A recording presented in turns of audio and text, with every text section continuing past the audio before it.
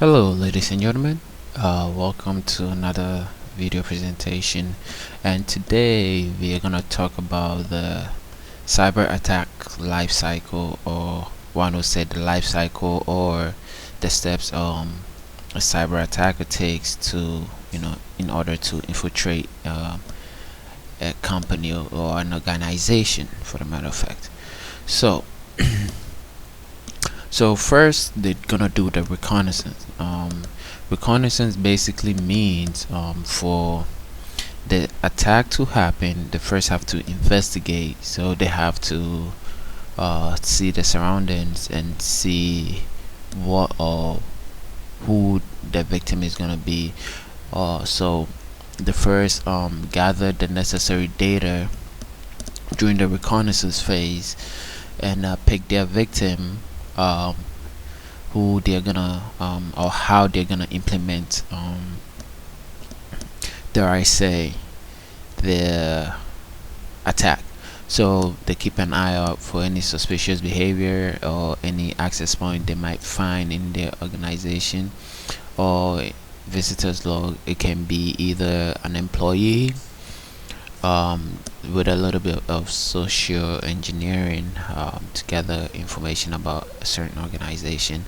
And the next is the weapon. So the attacker learns how to take advantage of the organization's weak point in order to implement the attack. So the criminal organization first will develop some sort of a virus to test the victims' defenses, their firewall, in order to see if there's an opening where they can exploit to gain access in the organization. So these are the first two phases. A cyber attacker will initial take in order to gain access to an organization, and then the third phase is, um you would say, people say delivery. Through my research, I find that at this stage they pick their environment and they already delivered, let's say, the exploit within the organization or the individual that they picked, to implement that attack, so to find that vulnerability. So a quick story about that is a recent, let's say, an attack or delivery happened to a personal close friend of mine, where he got a weird text message saying that the scammer, it's a scammer, saying, oh, you have to pay $2,000, or we're gonna do this and that to your family, without knowing you, but they picked him as a victim, knowing he's gonna panic. And sometimes when you panic, people panic, they do whatever the scammer says, and so I told him, nah, it's just a scam, he needs to just calm down, they're not gonna do anything, they're just trying to put panic into, you know to him. So then the fourth, I believe, is the installation. These days you see the installation malicious software that gives the hacker access to the network. So they already delivered it, and the next step is installing the virus into their network in order to find any vulnerabilities in their system, in order to hack. So that's why it's important to also make sure we are proactive as a cybersecurity professional, to update our firmware, make sure our host-based intrusion detection system is up to date, making sure everything is up to date, and being proactive on, you know, for the organization we're working for, to make sure nothing is leaked in the process of hackers or scammers trying to gain access or gain data into our infrastructure. If you don't mind me saying that. The next is the lateral movement. The intruders who move laterally around the network during this phase, they gain access to our system. So the first they gain access to it, and then they're gonna keep pushing on up to see how far they can go. So they keep implementing zero trust security to restrict the scope. So they gain access to the building, they already established control, so they're gonna keep pushing up in this phase. They keep pushing up to see how far they can go to gain access into the whole entire system.